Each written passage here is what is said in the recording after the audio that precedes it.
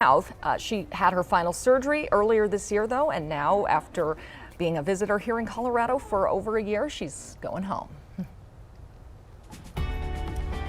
Right now on Denver 7 News at 8 o'clock on Local 3, police are on the hunt for the person who killed a teen at a Denver skate park. The new video they hope will lead to an arrest.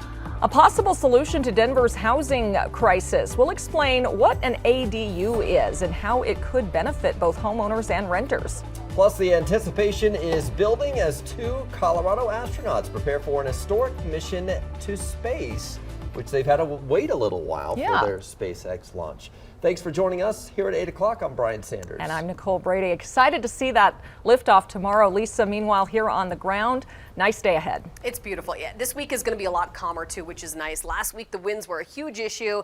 In fact, most of April, they've been a problem. Now we're seeing some calmer conditions here for the last week of the month. Beautiful from Westminster. We have blue skies, clear conditions. We'll start to see a little increase in cloud cover from west to east today, so we'll be under a partly sunny sky this afternoon. And as those clouds roll in, our temperatures are still going to warm nicely. Calmer weather this week. We will see speeds at around 10 to about 20 miles per hour. It does get windier, though, on Friday. Warmer here over the next few days, though. Right now, winds have been at around 5 to about 10 miles per hour. A little breezier and warmer on the far eastern plains, so fire danger is going to be a little bit higher there. Denver today, a high of 73, 60s for the foothills, 50s in the mountains. It's pleasant, and we're going to be closer to 80 on Thursday. I'll show you that here on the Super 7 Day coming up. And we still have some really big delays around town. I want to start with this crash, or this issue up on Highway 36. You can see right now the drive times are pretty ridiculous. 45 minutes coming in from Federal. Take a look from the camera up there right before Wadsworth. You see this truck is broken down. Looks like there's some cones that are set up here, so everybody's getting over to the left. So 2 lanes open, 1 lane closed, and that traffic jam is tremendous. Take a look at the rest of the travel times up that way. Really heavy on I-25. Still looking at a crash that's still blocking a lane on I-76 at Pecos on the westbound side, so that's still all gummed up, as well as I-70. Still a lot of traffic to the south side of town, and we still have this closure of Parker and Quincy for the traffic lights are still out after early morning crash, and so folks are trying to get around the neighborhood and through the shopping center. Not a great way. Chambers or Buckley are better ways to get around it right now. It should have been a normal, safe weekend visit to the downtown skate park, but a Denver teen did not come home from that trip. Denver 7's Christian Lopez joins us, and Christian, police are releasing new video hoping to catch whoever took this teenager's life. And there's still no word on a possible suspect or motive, but we do know that that victim was just 16 years old, and that shooting happened by this skate park Saturday evening. This is on 19th Street near Commons Park, which is a very popular area. Police have identified the victim as Juan Herrera Lozano, and in a video that was obtained by investigators, you can see Lozano crossing the street and talking to people inside a vehicle. He later turns from that car, and you can see him falling in the middle of the street. Here's a closer look at that car. It's a dark 4-door sedan. Police say Lozano was shot by someone inside that vehicle, so now they're working to identify that car and who was inside of it. So far, there haven't been any arrests, but you can help police find that suspect by sharing those pictures and videos. We have those on our website. Just go to thedenverchannel.com. Live in Denver this morning, I'm Christian Lopez, Denver 7. Thank you, Christian. Well, this summer, Colorado could be sending you a check for hundreds of dollars. It's your Tabor refund, which means the state collected more money than it's legally allowed to spend. So individuals will get $400 and couples will get $800. Governor Polis says he's speeding up the checks because he knows people need relief now. We know that this last year has been difficult. Rising prices, gas at $4 a gallon, groceries costing more. And rather than sit on this money, we know that $400 will help people now. Republicans are criticizing Democrats for taking credit for the tax refund. They say Democrats have opposed Tabor in the past, and now they're touting the returns as a success for them.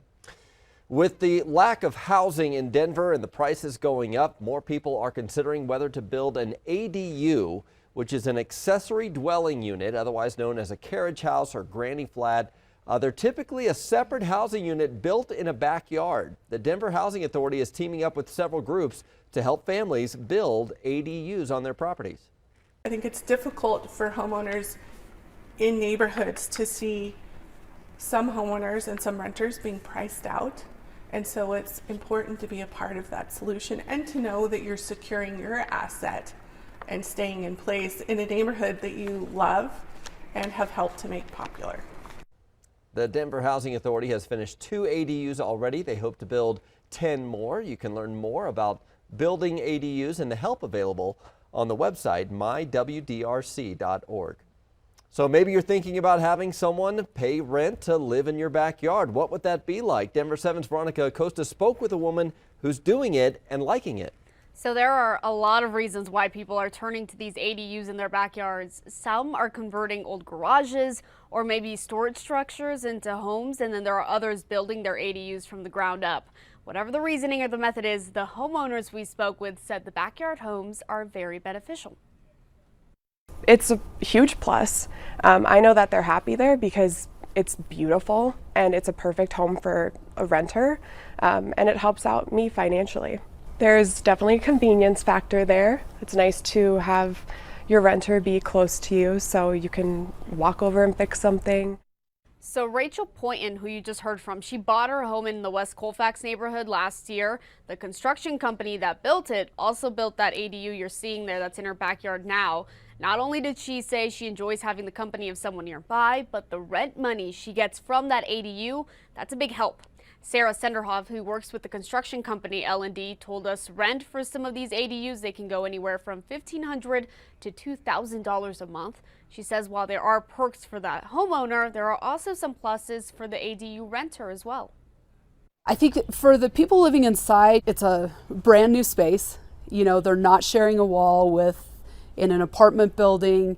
They have, maybe some dedicated yard space. So if you're wondering, the West Colfax neighborhood zoning, it does allow for these ADUs to be built there. Poynton and her next door neighbor, they actually both have their own. L&D Construction has built about 35 of these in the Metro Denver area. They have at least 10 more in the works. In the newsroom, I'm Veronica Acosta, Denver 7. Interesting. Thank you, Veronica. Meanwhile, Longmont City Council will discuss building some new affordable housing tonight. The 83 new apartment homes called Chrisman 2 will be available for households making 30 to 60% of the area's median income. The area will be, or the housing development will go right near the intersection of State Highway 66 and Main Street. After some delays, another SpaceX crew will head to the International Space Station tomorrow morning, and 2 of the 4 people on the crew are from Colorado. Jessica Watkins is from Lafayette, and Commander Kjell Lindgren went to the Air Force Academy, CU, and CSU. Jessica will make history as the first Black woman to live and work on the International Space Station. We asked her for any advice she has to kids who want to follow in her footsteps. For any young girl, young person of color, young people at all, I would just say find something that you really love, something that you are super passionate about, and just pursue that relentlessly. Dream big and don't be afraid to take risks. She also said find mentors who support your dreams. This is Crew 4 for SpaceX. They're using a new Dragon capsule that they've named Freedom. Liftoff is currently scheduled for 1:52 a.m. Mountain Time tomorrow morning. RIP Twitter was trending just as soon as the company's board announced it has accepted Elon Musk's $44 billion offer. He says he wants to make the platform better than ever, but the deal is raising concerns for both users and employees. ABC's Rebecca Jarvis explains. This morning, Twitter accepting Elon Musk's $44 billion all-cash offer to buy the company and take it private. The CEO of Tesla and SpaceX and world's richest person on track to be the social media giant's new owner, likely in the next 6 to 9 months, pending the approval of regulators. News of the deal met with shock, concern, and cheers across, well, Twitter. Musk tweeting he wants to make Twitter better than ever, adding that the platform has tremendous potential. Twitter has become kind of the de facto town square. 50-year-old Musk recently accumulated a 9% stake in the company and will pay $54.20 per share to buy the rest. Twitter stock closing up 5.7% at the end of trading Monday. Twitter founder and ex-CEO Jack Dorsey giving Musk his endorsement, writing, "Elon is the singular solution I trust. I trust his mission to extend the light of consciousness." And overnight, reports of an all-hands meeting at Twitter, staff raising many concerns over their compensation and whether former President Trump will be allowed back on the social networking platform. Trump issued a statement shortly before the deal was announced, saying he won't return to the platform. Musk has been open about his desire for free speech and to make Twitter more transparent. He signaled possibly bringing back banned accounts, kicking bots off the platform, and giving users an edit button, something he addressed at a recent TED conference. I think you'd only have the edit capability for a short period of time, and probably the thing to do upon the edit would be to zero out all retweets and favorites. A new study shows you are never too old to get help from your parents. How much of a support system our families provided during the pandemic. And a promising sign for an endangered species. How these little guys are giving biologists hope.